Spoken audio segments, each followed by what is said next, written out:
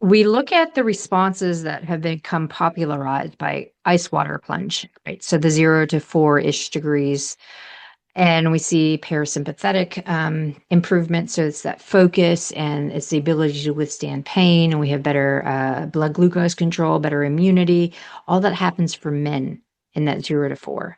But for women, it's too cold and our body gets a severe stress response. So sympathetic drive goes up. We have severe constriction.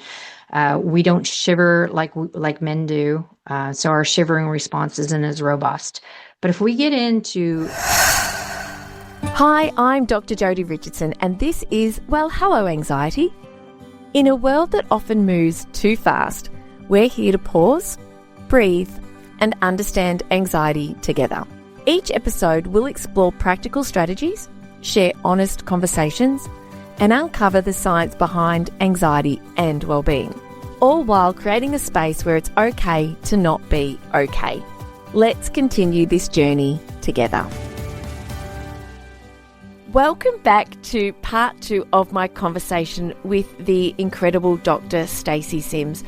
We covered so much in last week's episode, and that is there and waiting for you after you've listened to this one. So be sure to go back if you haven't heard it, if you're just tuning in for part 2. And we started last week's episode talking about, change. Making change is hard, but change is important, and the science is completely different to what we understood as women. When it comes to the protocols, the strategies, the practices that make a difference for our body composition, how we feel about our bodies, our body confidence, for our heart health, for our mood, for our mental health, for our bone density, for our muscle density. We have for so long, for decades, been following protocols that have been designed for men. And the research now clearly shows that women respond differently. We need to do things differently. And so it is with pleasure that we get started with part 2 of my conversation with the wonderful Dr. Stacy Sims. I want to come back to protein because we need that to help build muscle. Protein is made up of amino acids. What could you advise kind of women in that age range that I mentioned earlier in terms of starting to get those opportunities to eat across the day, because we need to make sure we're eating regularly. I know you love your protein coffee. I haven't tried that. I'm going to. But yeah, what do we need to do in terms of protein? Because often I think we believe we're getting more protein than we actually are. I think we have to kind of like do a little bit of adding up for a few days just to kind of suss it out. Then we know we're hitting our targets. Yes, it's been on the radar of a lot of obesity research because we see higher protein diets tend to facilitate weight loss. And that holds true in normal weight people too. So when we're talking about protein, I want people to realize that the RDA protein is based on the very bare minimum that someone needs to eat to prevent malnutrition. So as soon as we start getting into our older years, we need to have more protein because our bodies are not as responsive to protein and resistance training. We become what we call anabolically resistant.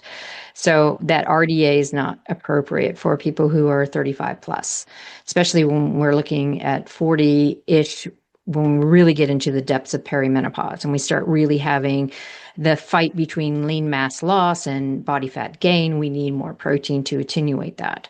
So when we start talking about grams of protein per kilogram of body weight, we see that recreational female athletes, the bare minimum is 1.6 grams per kilo per day. When we start getting into our peri and postmenopausal women where we need more, or we get women who are training specifically for a hard event, we're looking on the upwards of 1.8 to 2.2 grams per kilo. And yes, it seems like a lot when you do the math, but it doesn't have to be difficult. If we think about it, every eating opportunity, we're having some protein. And it's not necessarily a big slab of meat. I mean, I'm plant forward. It can be, chia and oats for breakfast. You can definitely supplement if you need to here and there with some protein powder. But if we're thinking about protein, there's so many different sources. So if you're having a salad, you're putting in different beans, legumes, nuts, seeds, and maybe tempeh if you're plant forward, or maybe you're having some fish or some chicken, right? And then you can have a bowl of salad that has 40 or 50 grams. So we're looking around that 40 or 50 gram mark for every meal, and then looking around that 15 to 20 gram mark at every snack. So if we're thinking about every eating opportunity hitting some of that protein, then all of a sudden, the end of the day, we've hit 120 to 150 grams. Mm. And it changes the cravings for sugar, has been my experience. Yes. Absolutely. You have more satiation. You don't have a big insulin response to a heavier protein meal, which helps moderate your blood glucose. So you don't have these big ups and downs. It also helps with neurotransmitters so that you're not getting that swoop of fatigue that comes with a blood sugar rush. So your brain is not feeling like it's under threat, and you don't get that deadened fatigue that you have with all of our fluctuations of blood sugar. So then you end up craving less simple carbohydrates. And if you start the day with some protein and carb, then again, it leads forward to reducing that simple carbohydrate craving. And we end up moving more incidentally and not feeling like, oh, I'm going to sit down and I'm going to stay here all day. It is absolutely profound. And I tell you what, if my sugar cravings have been curbed, yours can be too. If you're listening and thinking, oh, I'm such a sweet tooth. I have been my whole life. And I thought, Jodi, you are 51. Come on, get on top of this. And that's when I went and sought some professional advice, saw a nutritionist, and I'm actually heading back to see her again soon. Because just the changes I made after the first session have just been absolutely life-changing. And so, Right. yeah, it's honestly, yeah. I mean, I don't, this isn't about me, but I just want to like really assure you as a listener that I looked at it as an experiment. I'm just like, okay, I'm going to take this advice. We've got someone like you who we can trust, who has like absolutely revolutionized the understanding of what women need when it comes to diet. I say diet as in intake of food, not diet, but nutrition, exercise, recovery. Which brings me to a question. I couldn't help but bring in my creatine I really need to trust people's recommendations. And so when I knew you were recommending Momentous, that was the brand that I needed to get. And honest to goodness, I just have one scoop a day, and the clarity that I have in my thinking, I feel like I'm 20 again.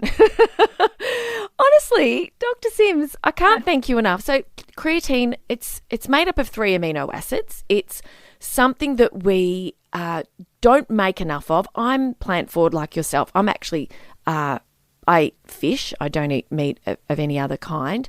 I eat a lot of tuna. The creatine is something that we don't necessarily get enough in our diet or make enough of. Why is creatine supplementation really important for women? You just alluded to where we don't necessarily eat enough in our diets. Women tend to eat less than men anyway, and tend not to eat really the 20 chicken breasts a day that you would need to have enough creatine. Oh. Yeah, so it does take a lot of dietary intake to get what you need. Yes, your liver makes between 3 and 5 grams, but we excrete 1.5 to 2. So our body is really like, I need it. For every fast energetic in the body, we need creatine. Brain health, gut health, heart health, all of the things. So when we start looking at creatine supplementation, it used to be, oh, it's just for muscle performance. We see it in the bodybuilding world. We want to get swole, so we take 20 grams of creatine a day. So kind of pushed to that whole category of it's just for bodybuilders. But there's been a upsurge of really important research that's come out on creatines, and it's creatine monohydrate for the most part. There are other forms, but creatine monohydrate is the most studied one. It's actually, I think it's the most studied supplement, full stop, besides maybe protein powder or protein supplementation. So we're looking at it for women. We see that, especially with mood changes and fatigue that we get, and when we are sympathetically driven because of hormone shifts in perimenopause, it helps stabilize the mood by helping with neurotransmitters. We see there are some randomized controlled trials that are looking at serotonin reuptake inhibitors with cognitive behavior therapy, creatine with serotonin reuptake inhibitors, or creatine and CBT. And the creatine and CBT was way more powerful, bringing women out of mood disruption and depression than any of the pharmaceuticals. So it has to do with brain metabolism, right? So if we're looking at women, especially both of us down here in the Southern Hemisphere with the winter weather and the depression that comes with being locked inside and all that kind of stuff, now's the time to be boosting the creatine. It helps with the dopamine. It helps with all of the neurotransmitters and the brain metabolism. So the brain has all the fuel that it needs to keep firing properly and bring you up out of that fatigue. We see that with shift workers too. So we know that with shift work and circadian rhythm shifts that occur with shift work, if you're having up to 20 grams of creatine a day, it brings the circadian rhythm out of its disruption and helps with total body metabolism. So for women, when we're looking at all the changes that are happening in perimenopause, it becomes really important to get that creatine supplementation, especially when we're looking at that sympathetic drive. And the inability to get out of that tired but wired state, creatine helps bring you out of it. There's even a lot of evidence now coming out to show how beneficial it is for helping with bone and muscle tissue. Building bone, it's important for building bone. Of course, it's important for muscle performance. And it also leans into pregnancy. It's beneficial in pregnancy. So there's a lot of research that's coming out. There is a collective of creatine researchers, and they've put together a website. It's called Creatine for Health. And so you can go in there and you can find out all the benefits of using creatine. And you can start with 3 to 5 grams, which is your 1 scoop. And that's all you need. You don't have to dose up to the 20, except in different periods of time when you're under a lot of undue stress and fatigue. Okay, thank you. It's really nice to have that. And it is. And it's so, I wasn't sure what to expect, to be honest, when I first, and I just put it in my water and it's tasteless. It doesn't have a taste. It doesn't have any flavour. It doesn't change, the taste of the water. And I just keep a spoon with me just to kind of keep mixing it in. It's so easy to take. So the creatine, one of the things I just wanted to point out to listeners who might not be familiar, a serotonin reuptake inhibitor is an antidepressant. And so that's phenomenal. And the sympathetic drive that you were talking about, that's anxiety puts us into that state. And given that the podcast is called, Well, Hello Anxiety, we know that creatine is something that you can start. Do you have to wean yourself onto it? I didn't. I just started taking a scoop a day. Nah, good. Okay, great. Thank you. It does take about 3 weeks for the body to get fully saturated. So you won't necessarily feel the effects right away. It could take up to 10 days to really start to fully feel effects. Yeah. And then you're like, what? All of a sudden, I feel so much better. What's going on? Oh, it's the creatine. I got it. Yeah. Yes. And it's that capacity, this idea that we're building, and I do want to come to sauna and cold plunge, a couple of quick questions in a moment, but strength training is working. It's a stressor. It's a regular incremental stressor that we adapt to. We build not only our physical capacity, but we build our psychological capacity. With the creatine, you just cope better. You feel more stable. You feel clearer. It's such a powerful supplement, and I know that. My husband and I, we've actually, it hasn't been installed yet, but we've just purchased an outdoor sauna, a traditional outdoor barrel. I can't wait. I'm so excited. Cannot wait to get that at home. That's something that, we've invested in for our health and our longevity.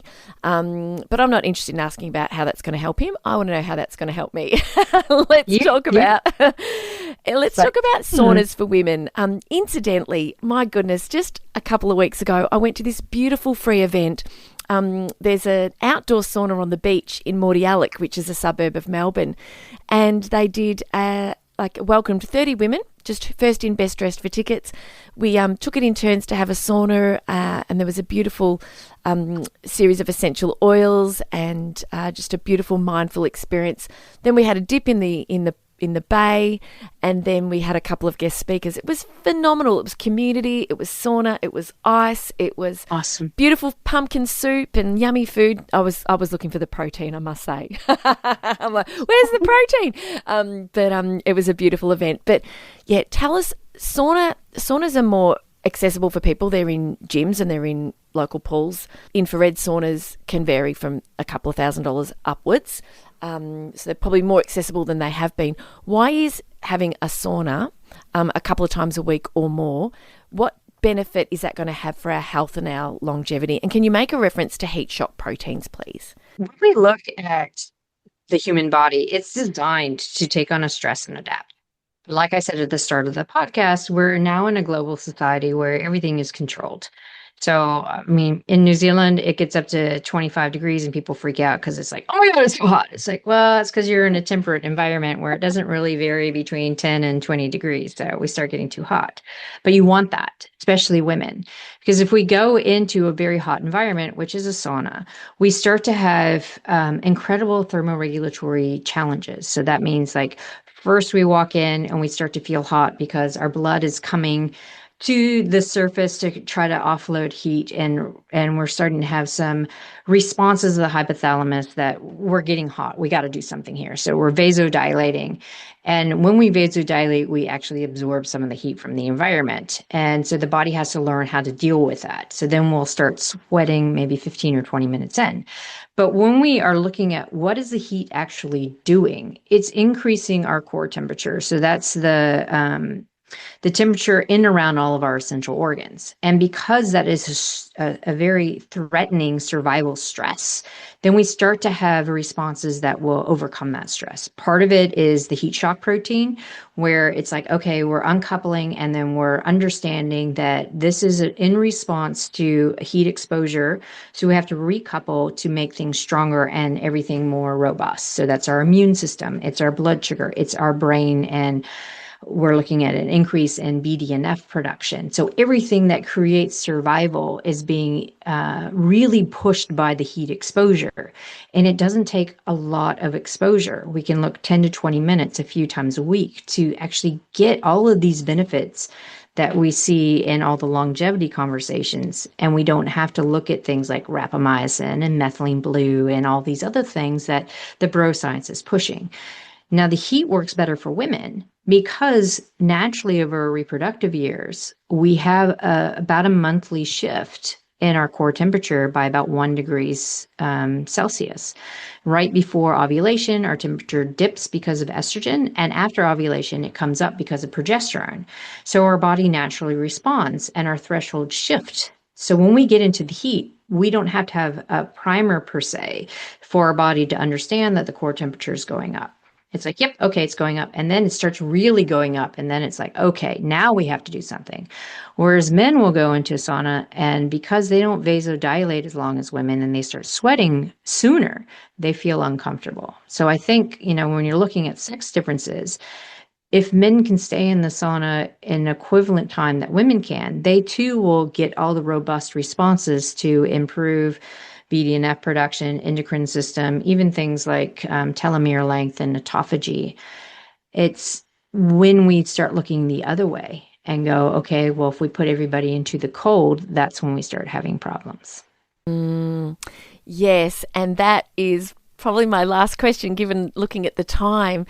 Honestly, I find it so painful. I find it painful to be in the cold. Like literally, it feels like pins and needles in my skin. And the first thing I want to ask for you to share, please, is share the difference in temperature that we can, as women, get the benefit from cold water immersion versus what sort of temperature men need to get the benefits. You look at the research that's been around since 2010. People forget that it's been done until you start digging in. We look at the responses that have become popularized by ice water plunge, right? So the 0 to 4-ish degrees. And we see parasympathetic improvement. So it's that focus and it's the ability to withstand pain. And we have better blood glucose control, better immunity. All that happens for men in that 0 to 4. But for women, it's too cold. and our body gets a severe stress response. So sympathetic drive goes up. We have severe constriction. We don't shiver like men do. So our shivering response isn't as robust. But if we get into lowest 10, but ideally between 10 and 16 degrees, women will have a similar response to the ice that men do without that severe stress response that they would get from the ice. But the caveat is, even though they will get responses to the cold, they are never as robust as the men's, but they are more robust in the heat. So if we're looking at all of the longevity outcomes from environmental conditions, I really try to push women towards the heat and the sauna. Again, it's individual. There are some women who thrive in the cold and some women who thrive in the heat. As long as you are conscious that it's an environmental stress, and if it's too much of one or the other, so it's too cold or it's way too hot, your body won't respond in the positive manner. It'll be overstressed and it will have a negative response. Oh, thank you. And I think that that's been my experience, that it's been too cold. And I have to really focus on lengthening my exhale and trying to manage that sympathetic state of high stress. And I feel panicked. I don't panic, but I've got that panicked feel. But I do it because I know it's good for me, and I know that the higher temperature, 10 to 15 degrees, is preferable. But the feeling afterwards is phenomenal, isn't it? The dopamine boost, I think it's 300% dopamine boost. I don't know if you know the science around that. Do you, Dr. Sims? The Percentage, no, but there is, yeah. I want to talk to you after you keep doing your sauna exposures. Because when you get in there, you start to feel sleepy. Then when you get out, you're like, oh, all of a sudden I'm dry. And then about a half an hour later, you feel this incredible euphoria and relaxed feeling. So it's a delayed dopamine response when you get in the heat. But I want to see how you can compare it between the cold and the heat. Okay. And thank you. And so for very last question, if someone has the access, because it's, you might need to go to a recovery lab, or you might need to, find somewhere where you can do some contrast therapy, what would be an ideal protocol for a woman our age, this kind of I'm postmenopausal, but some will be peri, for sauna versus ice bath? Because we're setting ourselves up at home so we can get an ice bath eventually. What would be a great protocol for those of us in this stage of life to be thinking about if we are going to have access to both of those to, obviously improve our mood, but also our longevity? Different ways we can use the cold and different ways we can use the heat. If we want to extend our training stress, so you are at the gym and you're like, oh, they have a sauna. If you go into the sauna for 10 to 20 minutes after a training session, you will extend the training stress and get greater adaptations from the exposure to the heat, because you're having a drop in your partial pressure of oxygen. You're having a whole bunch of heat responses that is similar to still training. If you want to use it for health reasons, then you don't want to go in right after training. You want to have it separate because it is a strong stress. When we're looking at cold therapy, you do not want to do it after training because it blunts adaptation. It is both in men and women, and especially in women, we see it has a significant blunting effect in muscle growth and adaptation. Wow. So you want to use it on a different day or 5 to 6 hours after training. Okay. So you need to plan that into your day. So if we're looking ideally for health, you want to look at what environmental stress you want to use. You don't want to use them both on the same day. You probably could mix them, but it's better to do a block of heat and then go, okay, now I'm going to do a block of cold. Just because when we're looking at the contrast, there doesn't really seem to be a lot of evidence to show that doing contrast therapy is very efficacious for health outcomes. It used to be contrast therapy was done for recovery from sport, but now you're seeing all the evidence coming out showing that cold is not beneficial post-exercise. Heat is, cold is not. If you're injured and have soft tissue injury, getting into the heat, even into a hot tub, helps facilitate muscle repair. So when we look at all the benefits of heat, it's like, let's do a heat block and then have a washout, then do a cold block, depending on what you want to do. If you are living in a cold environment, then I really do suggest starting with a heat block. If you're living in a hot environment, start with a cold block, because you want to look at the extremes where you are living. And it doesn't have to be every day. It can be 2 to 3 times a week. And, cold exposure, if you're looking at your 10 to 16 degrees, that can be 5 minutes, enough to get that euphoria feeling. It doesn't have to be long. You could do intermittent cold exposure where you're doing 2 minutes in, 3 minutes out, 2 minutes in, 3 minutes out, something like that. But, Yes. yeah.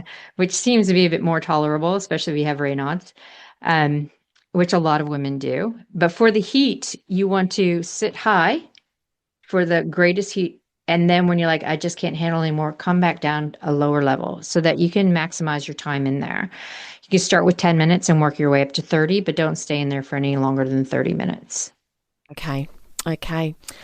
Thank you. So we don't need to be in the sauna and then in the ice bath and back in the sauna. We don't need to do the contrast. We would put them on different days. Yeah. Yes, definitely. Okay. And no cold after training, not cold on a training day, but heat on a training day.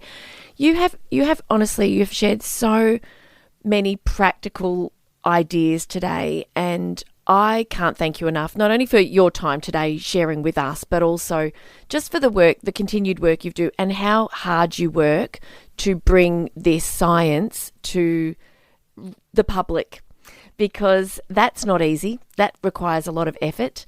And on behalf of all the women I know who just, like, when I told the girls at CrossFit, I said, when we'd arranged an interview, they were just like, I can't wait to listen. So you've just got this raving, like, fan club out everywhere I go, and I'm telling anyone who'll listen all about it as well, of course. And women are sharing these kinds of episodes with each other, and lifting each other up and supporting each other. And on behalf of the community that I'm in, just want to say a huge thank you, because your work is literally life-changing, and we're going to live longer, stronger, healthier, happier lives because of it. So awesome. So thank you for your time. And you're welcome. How can people contact you? Where's the best place for people to learn more about you, learn more from you, because you've got phenomenal courses. Please share with us those web addresses, Instagram, all of it. Yeah. So our website is drstacysims.com. So STACYSIMS. So pretty simple. And that's where you can find out all the courses and sign up for our biweekly newsletter, and kind of find out all the different projects and things that I'm involved in, and call outs for research. If you're like, I don't want to dig into the web, I just want to be on social media, I'll do some scrolling, then you can find me on Instagram as Dr. Stacy Sims, LinkedIn, same thing. And because we are still a little bit old school, I'm still on Facebook at Dr. Stacy Sims. You're a Gen Xer. Me too. I'm on Facebook too. Yeah, there you go. No, that's awesome. And I just want to really say, as a listener, jump onto Dr. Stacy's newsletter, because I've made your protein pancakes. Oh my gosh. But do you know what I did? I made the whole batch and then ate the whole batch because they were so delicious. I didn't even know how much protein I got. But yes, you share recipes, you share insights. Your latest newsletter was all about longevity and the specific research to women. So please jump on Dr. Stacy's website. And also, if you do work with younger girls, Next Gen is one of Dr. Stacy's courses. I just sent it through to someone the other day, where you can learn about the puberty changes and what sort of special training considerations are important for young girls. There's so much knowledge. You are awesome. I've loved talking with you, and I just want to say another huge thank you for your time. Thanks for having me. It's been great. Love it. Thank you for sharing this time with me on Well, Hello Anxiety.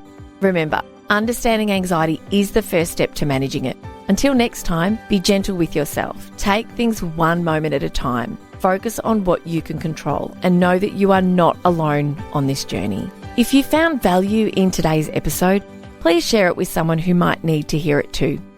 I'm Dr. Jodi Richardson, and I'll meet you right back here next week.